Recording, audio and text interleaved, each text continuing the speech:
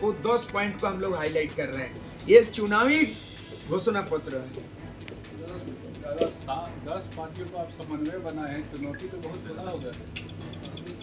राजधानी रांची के press club सभागार में झारखंड नवनिर्माण महासभा जनमत की ओर से घोषणा पत्र जारी किए गए। संवाददाता सम्मेलन के माध्यम से जनमत के अग्रणी नेता घोषणा पत्र जारी करते हुए कहा कि हमारे इस घोषणा पत्र में झारखंड की वर्तमान दशा एवं हमारी पार्टी के झारखंड सत्ता में आ जाने पर भविष्य की दिशा निहित की गई है। पार्टी के वरिष्ठ नेता ने कहा कि इस जारी घोषणा पत्र में सुशासन के लिए विधि का शासन, आत्मनिर्भर गाँव, हमारे गाँव में हमारा स्वराज, बिकाऊ विधायक पर अंकुश, स्थानीय नीति नियोजन नीति और आरक्षण नीति निर्धारित होगी। जैसे कल 10 प्रस्तावना का समावेश किया जाएगा। समाधान नहीं निकल पाया झारखंड सरकार, इनको हम लोगों ने निकाला है।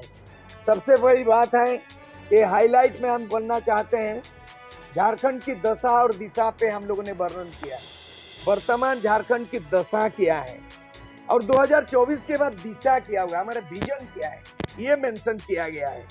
दूसरी बात, झारखंड के लिए हमने संकल्प लिया है, 2024 में हमने क्या संकल्प लिया है और जनमत कैसे विकल्प बन गया, इसको फोकस किया गया।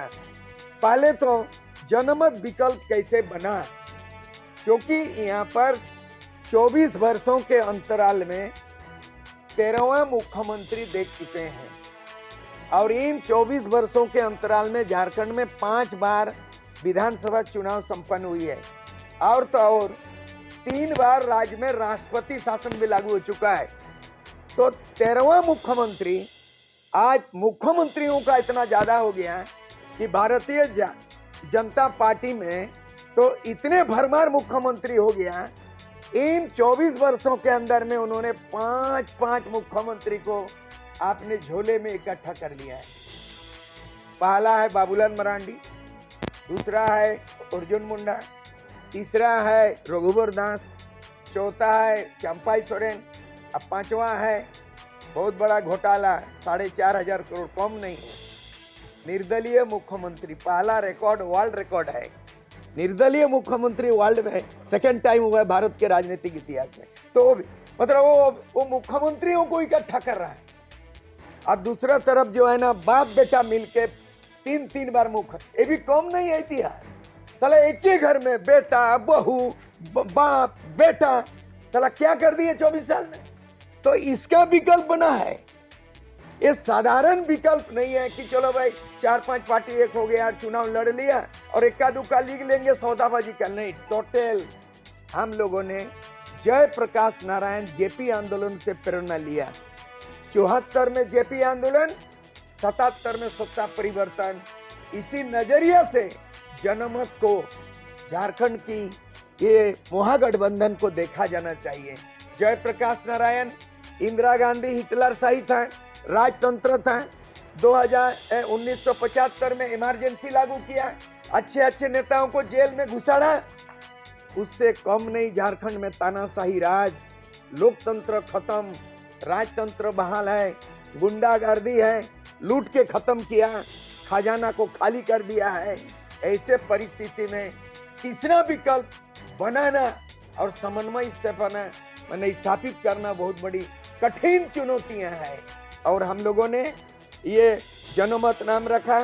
सबसे पहले प्रस्तावना 1 में हम लोगों ने गुड गवर्नेंस, सुशासन, स्लोगन शुरू में बीजेपी ने कहा राम राज लाएंगे, सुशासन करेंगे।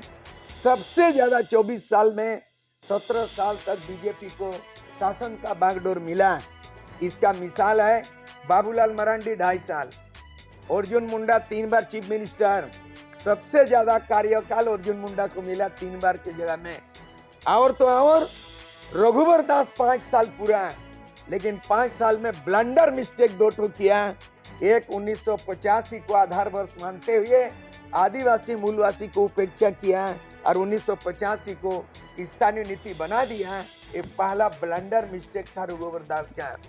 दूसरा मिस्टेक कि सीएनटी एसपीटी एक्ट को संशोधन किया 2.5 मिनट में, विधानसभा में 2.5 मिनट में 2 कानून को संशोधन कर दिया।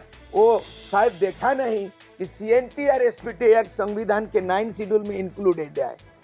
भारत का संविधान में जो 9वें अनुसूची में सूचीबद्ध जो होता है वो कानून राष्ट्रपति के बिना अनुमति का और केंद्र सरकार के बिना सहमति का लोकसभा में अमेंडमेंट नहीं हो सकता। इन्होंने विधानसभा में अमेंडमेंट कर दिया, तो बहुत बड़ा असंवैधानिक काम किया था रघुवर दास। दूसरा है आंगनबाड़ियों को डंडा किया, पारा टीचर को पीटा, इसीलिए वो 5 साल के बाद भी भारतीय जनता पार्टी 2019 में आपस नहीं आ सका। इसको बागडोर मिला, जेएमएम गठबंधन को मिला। जेएमएम का गठबंधन का चरित्र को हम लोग उजागर करना चाहते हैं। इस पॉइंट को मैंने क्लियर के पहले जेएमएम का गठबंधन 1993 शिबू सोरेन 3.5 करोड़ रुपया रिश्वत लेके नरसिंह राव कांग्रेस से उन्होंने झारखंड को बेचने का काम किया है। ये जग जाहिर है। 3.5 करोड़ रिश्वत का पार्लियामेंट में जेएमएम का चेयरमैन किसने दिया रिश्वत? नरसिंह राव। और किससे सौदा? कांग्रेस से। उसके बाद उसका घटक दल कांग्रेस है। कांग्रेस ने झारखंड राज्य दिया ही नहीं। दूसरा घटक दल लालू प्रसाद यादव आरजेडी, एक है उसका एमएलए और उसका महत्व दिया गया झारखंड में कैबिनेट मंत्री।